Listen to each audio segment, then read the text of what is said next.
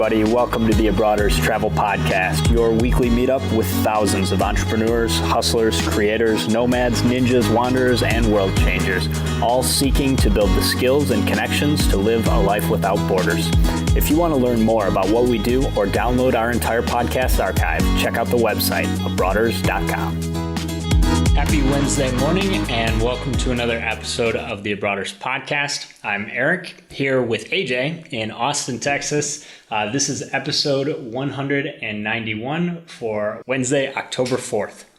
AJ, how's it going, man? Welcome back. Oh, man, thanks. Feels good to be back. I can't believe that just a couple days ago I was in Amsterdam. Man, it went by so fast. It was so busy, but it was about a 6-day trip, right? Yeah, it was a 6-day trip. I got in on Sunday and I headed out on Saturday, so about a week. Okay.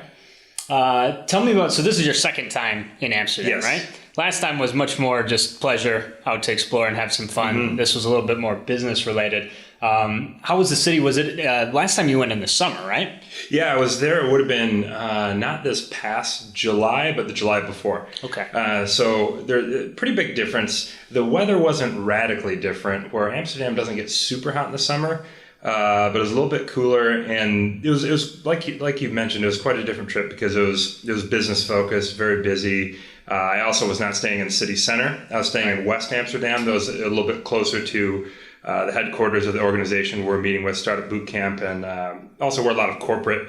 Now I'm calling corporations corporates because that's what the Dutch people call them when they're speaking English. They'll be referring to corporations and they'll be like, you'll see corporates doing this. And like, so now that stuck with me. But so it was kind of out by where some big corporations have their campus, not too far from KLM's headquarters, right by IBM's campus. But it was an interesting experience. And the neighborhood I stayed was kind of cool. It was heavily populated with Moroccan and Turkish people. So you definitely had that flair, had that food going on. So did you get some Moroccan food? I actually did not have any Moroccan food, but I did have a suite of Turkish food because those were really the only options. It was like traditional Dutch breakfast and croissants and those. What is Dutch breakfast?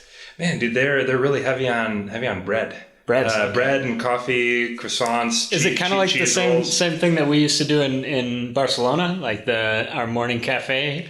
Okay, so they do their own version of those chocolate croissants. I tried one of those, a little bit less chocolatey, but the cheese croissants were pretty electric. There was this bakery that was one of the only places open before I'd go to meetings that I would hit up, and they had a pretty dominant cheese croissant, and a local guy tipped me off and told me I was an idiot if I got anything else. That's brilliant. That's brilliant. And your experience, did you ever have trouble with people that didn't speak English? It's a funny thing. The only language barrier I had was a beggar on the street who was the most high-tech sales pitch. This guy rolls up in a wheelchair, has a Star Trek command center thing on his wheelchair, types some stuff in, and then it spoke to me in Dutch. And I was trying to tell him, like, man, I'm sorry, I don't speak Dutch. I don't know what you want. I don't have cash. I can't help you. And he kept on typing into this thing, and it was speaking to me in Dutch. And I just, I'm like, sorry, man. Wow. But the English in the Netherlands is impressive. Everyone speaks English. Everybody. I didn't run into one person that didn't speak English at like at least an 8 out of 10. Wow. That's incredible. So you also had a little bit of a close call on your return as far as connecting. So if I remember right, we booked a paid positioning flight with Ryanair. Yes. You dodged the bullet with their cancellation. They had like 400 flights or something. A bunch of hundreds of thousands of passengers. Yeah, lots of people affected. Your flight was not affected, but you only had like a 2-hour layover before your return trip, which we booked through United. Mm-hmm. Yeah, and there was a little bit of a delay on that flight. And by the time I got off the plane and all the way to the ticket counter, they told me it's too late and I was going to miss the flight. And I pretty much called them out. I'm like, come on, give me my boarding pass, please. I'll make it to the gate. I'll get there on time. And they tried to tell me how, it was too late, and, customs and pre-screening for U.S. security and all that stuff. Mm-hmm. I'm like, yeah, just give me my damn boarding pass, please. And they're like, okay, gave me my boarding pass. I ended up making the flight in time. I was about 20 minutes to spare. But do you have global entry now, or are you still? No, I don't have global entry. But they have it at the Dublin thing, don't they do have it there, and luckily it didn't really make much of a difference for me because they had the, I don't know if they call it pre-screen, where you scan your passport and they print out the thing, and there was a pretty short line, and the agent kept it kept it pretty simple. Just asked me what I was doing and told me to have a nice flight. Cool. Yeah. All right. Well, it's good to have you back. So we've got news and updates to share with you guys today. And then for core content, I want to share a booking story. This is a real client booking that I thought was pretty interesting because it was a complicated one with 4 different passengers. So I'm going to share a little bit about that at the end of the show. Before we get to the news and updates, we have one announcement for you guys. A lot of you who have been listening know that we have a free account on the website where you can track your points and miles. We've worked with thousands of people to try and help them earn the right points for their travel plans.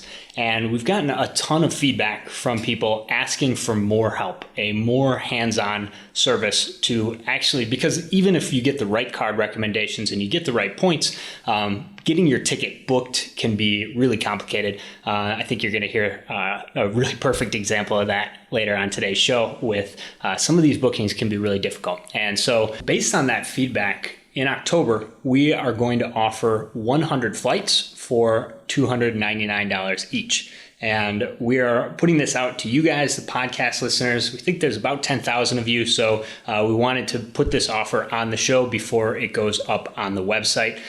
We really want to be hands-on about this. And this is a guaranteed flight. So it is both helping you earn the points that you're going to need and our concierge booking service doing all the work. All you have to do is tell us when and where, and we will find your ticket, get your thumbs up. And once we've got the green light, we'll confirm everything, redeem your points for you, and email you your flights. So this is something that I'm really excited about, and I want you guys to take advantage of it. You can sign up at abroaders.com/DFY for done for you. Again, we are limiting it to 100 flights this month just to make sure that we can give everybody the attention they deserve and get every single one of those flights for people. Yeah, exactly like Eric said. A lot of people came to us and they just said, guys, can we just pay you to do this for us? So that's exactly what we're doing with this flight. And when Eric says a $299 flight, that means you pay $299. We guarantee that, and we will do everything that we need to do to get you the flight you want. All right, so on to news and updates. We've got a couple of interesting stories for you guys this week. Again, this is episode 191, so you'll find all the links from today's episode at abroaders.com/191. Okay, so first piece of news is that the increased offers for the Delta Amex SkyMiles cards are back. So for a little bit of time now, we've seen the Delta Gold and the Delta Platinum down in the 30,000 SkyMiles range, which is not a very good sign-up bonus. And those two cards just went back up.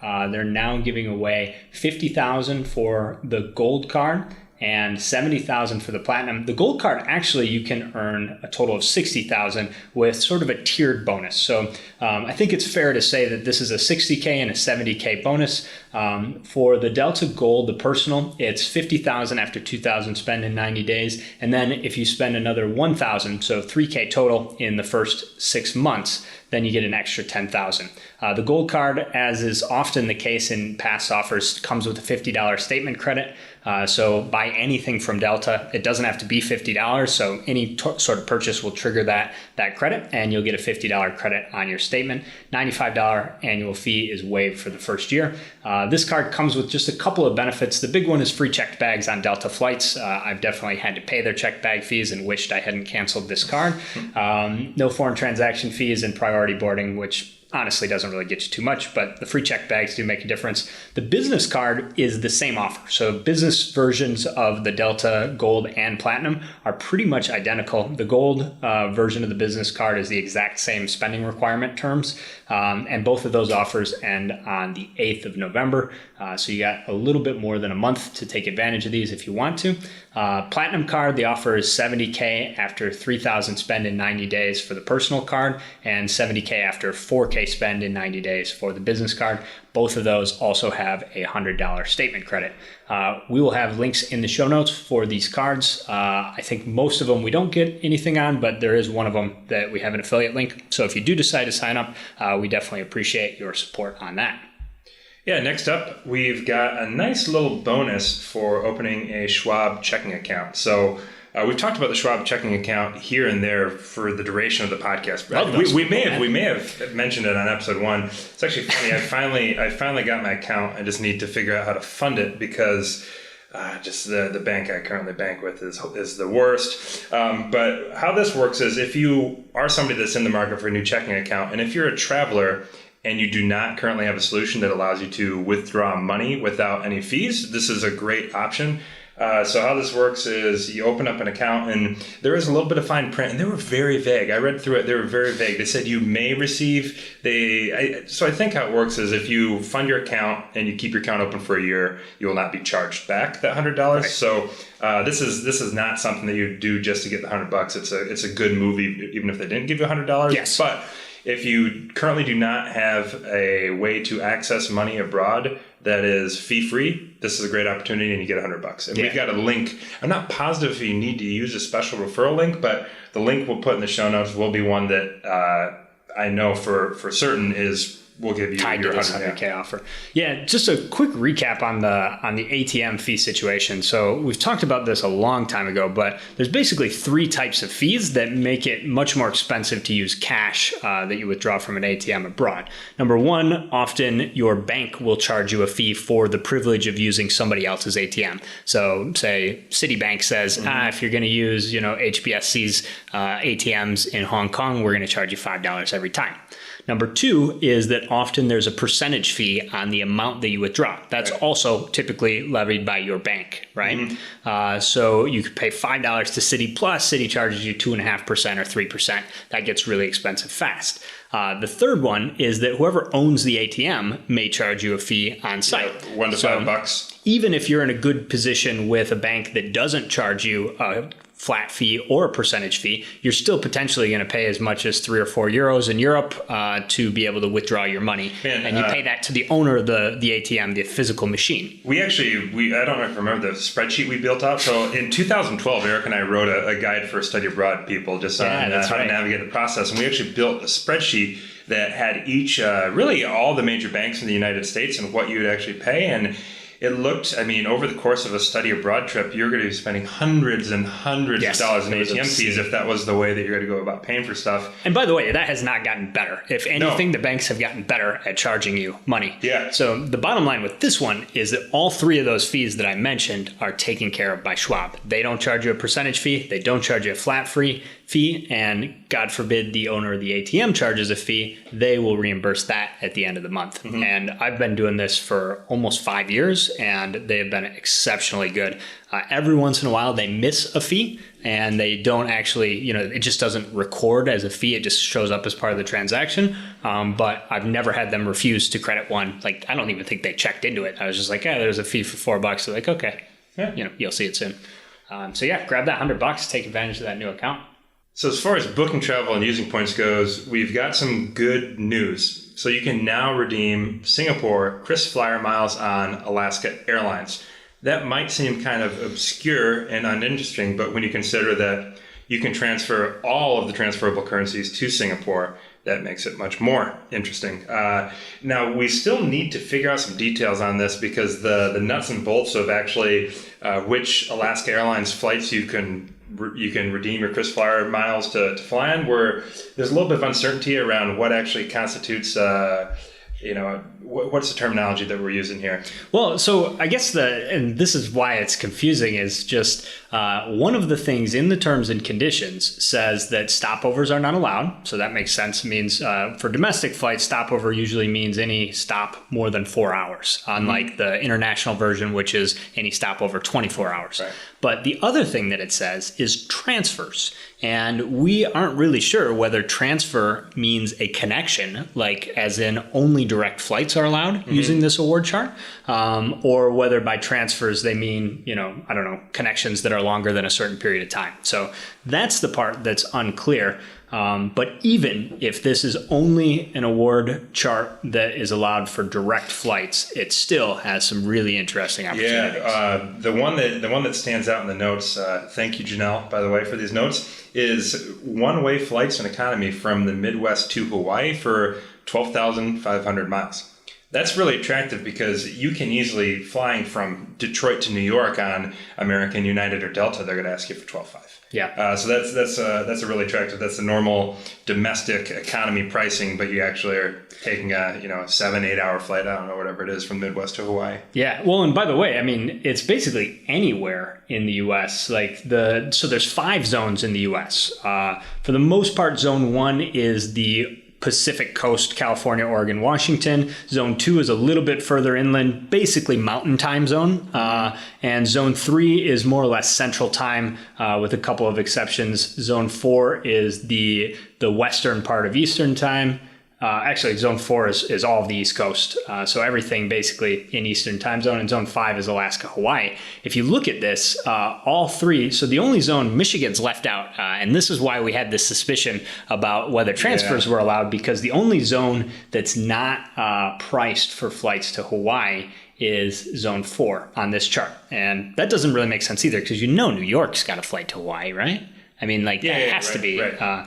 Anyways, but the other zones, Zone 1 is 12,000 miles. Zone 2 is 11.5. Zone 3 is 12.5. Zone 5 is 12.5. So either way, you're looking at a 25,000 mile round trip to Hawaii using Singapore miles if you can find Alaska flights to book them on. Right. And there's also, by the way, some really interesting opportunities for short flights within the U.S., within the continental U.S. You've got a couple of different places where this should beat British Airways, or at least tie with British Airways in terms of the price for flights. And the last piece is, don't forget that Alaska is also in Zone 5. So you got Alaska. I found these zones kind of interesting, where I'm seeing in Zone 2, you've got Canada is grouped in with the whole thing? With the United States Southwest. So you're right. Hypothetically, we could go from Arizona to Toronto. And Zone 2 to Zone 2 looks like 7,500 points. Holy, that's a really nice. So, I mean, we're talking about going from Phoenix to Toronto for what that's was used to be a great deal. Flight. Yeah, so... all right. Well, this is definitely to be continued. As soon as we figure out whether you're allowed to have a connection, that's going to make a big difference on what's bookable here. The other thing I just wanted to say is that you probably want to call Singapore and make sure that you can book this before you transfer a significant number of miles. Most of these prices are pretty low, but there are attractive business class prices that are a little bit higher. And I read earlier today that especially, like, it has to be booked by phone. You can't do this online. Mm-hmm. So you got to call. And I read that many Singapore agents are saying that this is not quite live yet. So if you've got a specific flight, especially leaving soon, I would confirm that you can book it before you make any transfers. Again, nobody transfers instantly to Singapore, so you probably are going to have to wait 12 to 36 hours for your points to post.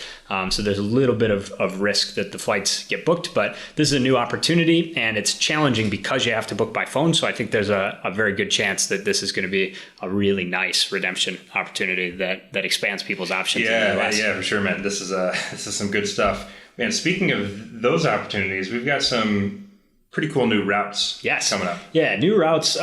So we typically try not to talk about every single new route that's out there, but this one is worth mentioning because of the impact on certain award redemptions. With more flights, we got more opportunities. First up, we've got Alaska announcing a bunch of new flights. So take what we just told you about Singapore miles being able to book on Alaska, and know that we've got new flights, including Portland, San Diego, Seattle, and San Jose, California. And so I've got a post that I think it's probably easier for you guys to just check out the list, but there's some interesting ones. I was excited to see Austin got included in 2 of these Alaska flights. We're going to get a direct to San Diego, and we're going to get one to San Jose, California. So a couple of interesting new Alaska ones. There's some Norwegian flights that we're going to skip. Nothing super interesting there. And the main reason is that you can't really use points for Norwegian, but when points aren't going to work for you, Norwegian can be really cheap. Sure. So always good to take a look. I was super excited about Aer Lingus, Miami to Dublin. That's just one more East Coast flight. I think that should be 20,000 avios each direction. Seems like there's basically nothing that still comes in at the 12.5 one way. They cheated Boston out of that award zone, but I think this is either going to be 20,000 points each way, possibly 25, but I think it's 20. So another option to fly Aer Lingus. And there's about 4 new United routes to Europe, which that should really help, especially like Chase points. Tons of people are building up Chase Ultimate Rewards. And there's some somewhat more obscure flights. We got Newark to Porto, which is in Portugal. Yeah. We've got a Reykjavik flight, which is a really cool one. I'm not sure if Iceland is categorized with the rest of Europe or not. But that could be an interesting award opportunity, especially if it's grouped with Canada, maybe? I don't know. It's kind of in the middle, isn't it? I think it would probably be grouped with Europe. It's closer to, I don't know, man. That's a good question. Well, so if it is with Europe, though, it's either side, there's got to be an opportunity, because if you can get a cheap paid flight from North America to Reykjavik, then within Europe, which I think you is can, Reykjavik because to Paris. What is it? Is it WOW? Is Iceland's discount carrier? And they do some affordable stuff. They'll get you across the pond for not much. They're taking the Miller High Life approach, bringing affordable flights to hardworking American cities. I'm pretty sure they just launched like Cleveland or something. Oh, nice. That's Reykjavik. great.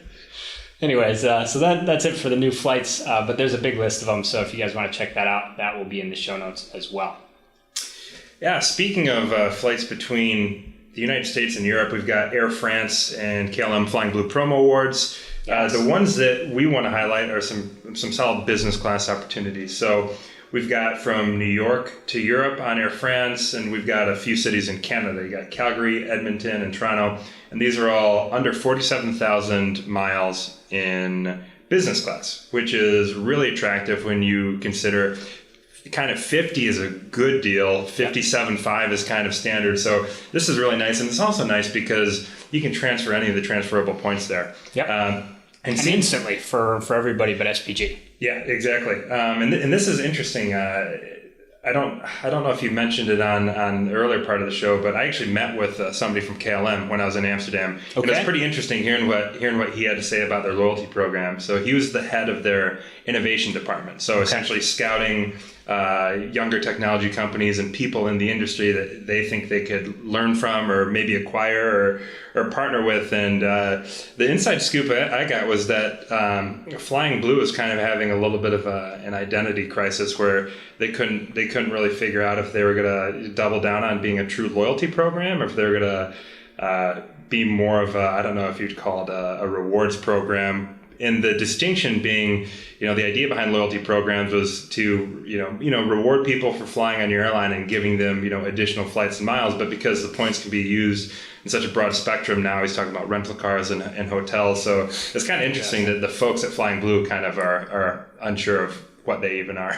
Well, I will say that there's a huge amount of value to be had with the Flying Blue program. The one downside to these awards is that the taxes and fees tend to be a bit higher than some of the other programs. So if you compare a United round trip to Europe to a Flying Blue, the difference is probably United comes in under $70 for the round trip taxes and fees, and Flying Blue is probably going to be in the $200 to $300 range. Right. So a little bit more expensive, but you're also probably going to be saving at least 10,000 miles in economy by booking through Flying Blue, 50,000. Yeah, because they've got their 25 one way, and these promo awards are really nice. Anytime I think you can get from one continent to another for under 50,000 points in a good business class, you're sitting pretty. Yeah, it's a nice deal. So just to recap here, the travel dates for this round of promo awards are from the 1st of December to the 31st of January. The one exception there, that's for the 3 Canadian origins, so Calgary, Edmonton, and Toronto. The New York one is listed. I don't know if this is a typo or not, but the New York one's listed for December only as the travel window. So 12/1 to 12/31. And then booking dates are this month for all 4 routes. So anytime in October, 31st is the last day. And presumably we will have a new set of promo awards to talk to you about on the 1st of November. All right, so that's pretty much it for news and updates. The one other thing I wanted to mention is this stat that American Airlines dropped about miles redeemed. They had I think this was on like an earnings call. It was a media and investor day. So, and this was like a big deal for them because it was the first one they've done since the merger with U.S. Airways. Okay. So anyways, the president decided to drop the stat that they are having 1.5 billion with a B miles redeemed per day for the Advantage program. So I was just absolutely blown away. I knew that there was a huge number of miles in circulation, and that, this was the value of especially programs like Americans. That's one of the biggest loyalty programs in aviation. This just fucking blew me away. I couldn't believe how many. It's wild to think about that many. And what if you think about the value? Like, American Airlines will absolutely disagree with us on the value of miles, because we see at the top end of that where like we use miles well and we get a good deal. But either way, that's a lot of value. And to put this in context with Flying Blue is pretty interesting. Flying Blue claims that their outstanding miles are only worth about 500 million euros. Wow. Which I thought was pretty. I don't know how many there are, so I don't know the way they're doing the math. But I mean, American Airlines, if we're talking about redeeming 1.5, so 500 billion a year. I mean, that's and think. By the way, one other thing about this thing with American. So American Airlines, now it's been a tumultuous last few decades for the airline industry. There were super high oil prices in the 1980s that made it very hard for them to turn a profit.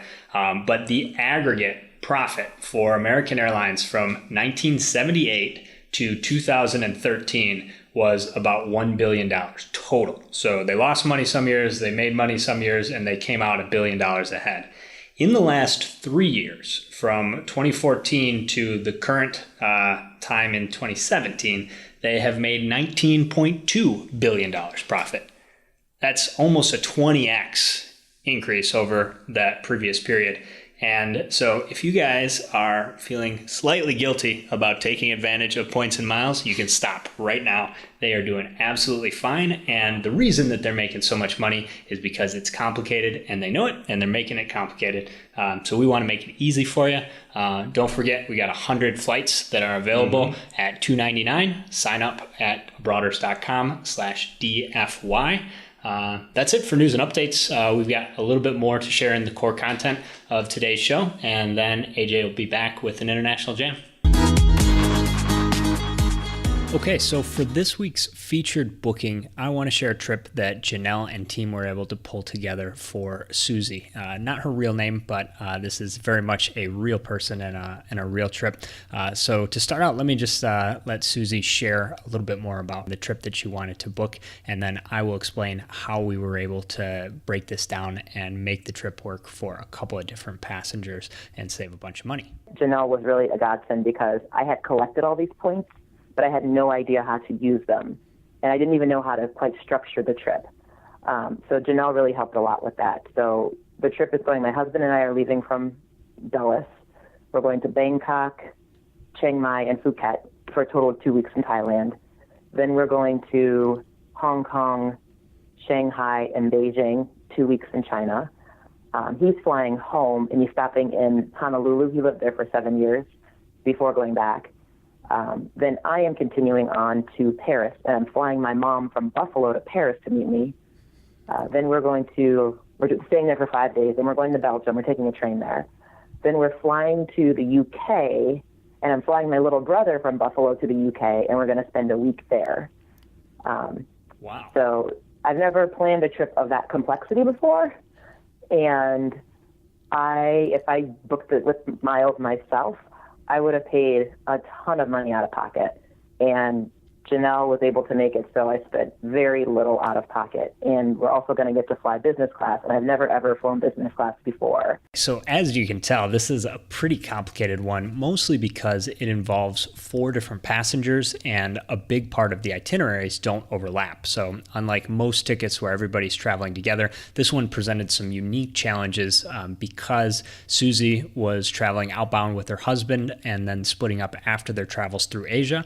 And then she was flying to Europe to meet up with her mom and son.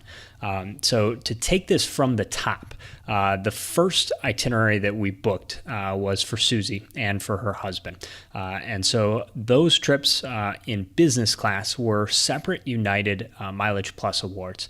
One of the big benefits of United is that they allow a stopover and an open jaw on lots of different itineraries. Now, this used to be a lot more flexible. For those of you that have been listening for a long time, AJ and I booked a ticket that was basically a round the world ticket towards the beginning of when we started the podcast.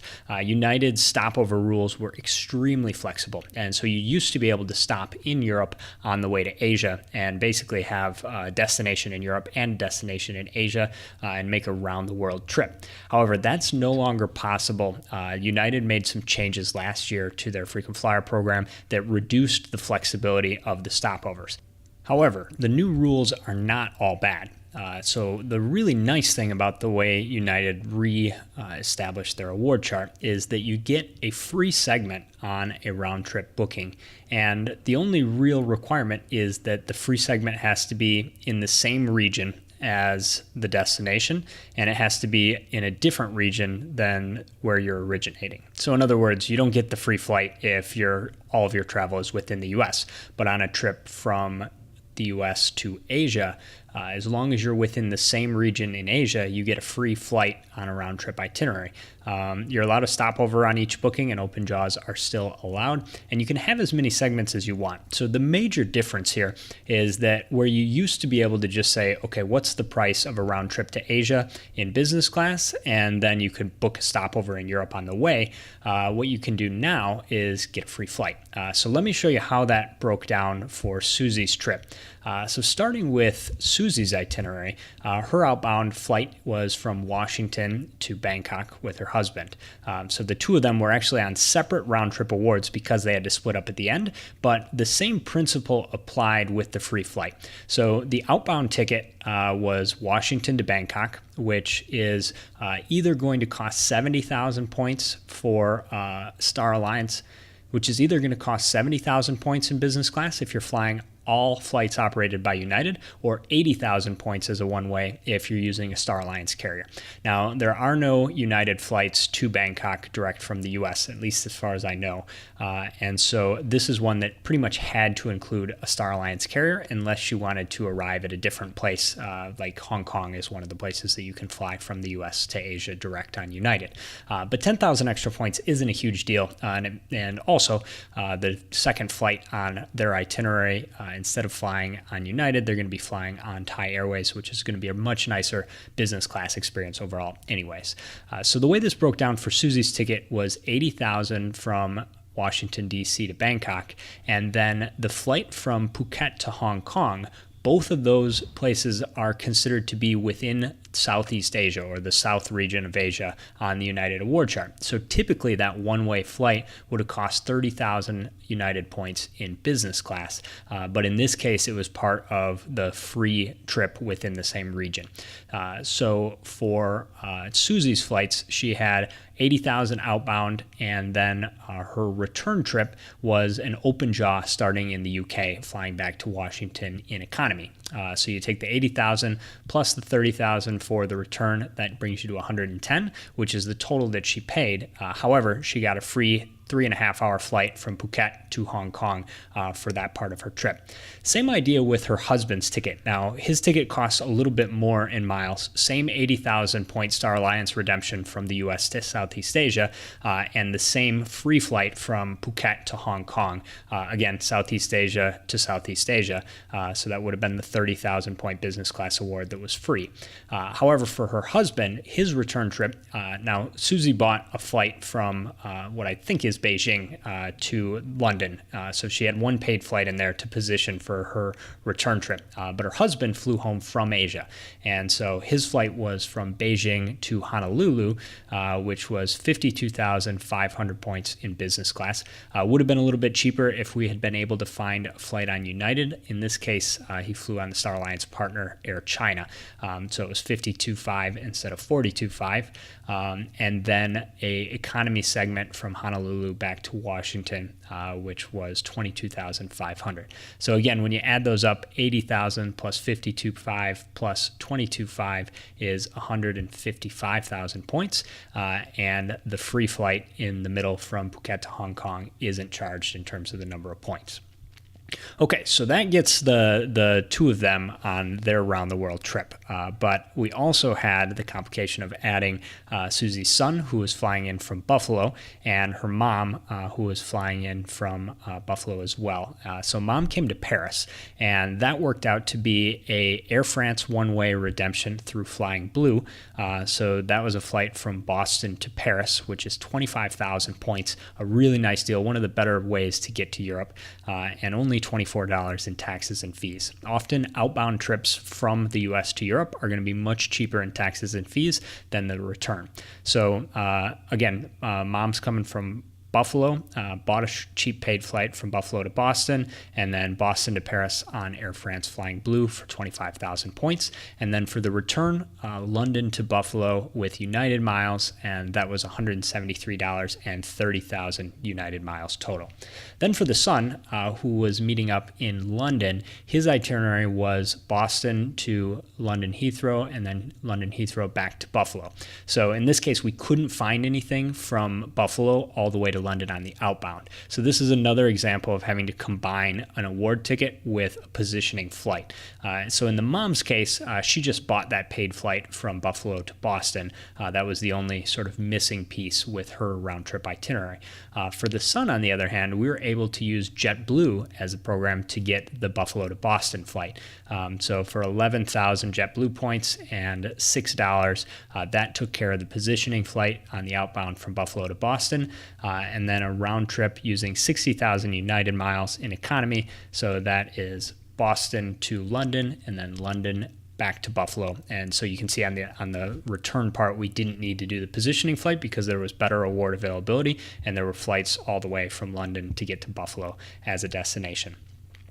Okay, so that is for travelers. As a kind of a grand summary here, this trip ended up being about $690 out of pocket. So that's all the taxes and fees, mom, husband, son, and Susie, all four passengers for a grand total of $696. The only flights or airfare cost that's not included in that is the paid ticket that Susie took from Asia to get to Paris to meet up with her mom. So other than that, you got four travelers. The total was about 390,000 Chase and Amex points, and that's three passengers on a total of about 20 different individual flights. So super cool. A huge thanks to Susie for talking with me and for letting me share this itinerary on the show today. If you would like a ticket booked and don't want to deal with figuring out all the rules and figuring out how to get your points to work for you so you get the travel you want, check out the Abroaders booking service. You'll find a link in today's show notes as well as on the homepage. Hey Abroaders, don't be shy. Hop over to the website and join our email list for exclusive travel hacking content. If you like what we're up to, the best way you can support the show is by leaving us a 5-star review on iTunes. Lastly, we would love to hear from you, so send your show feedback to Eric or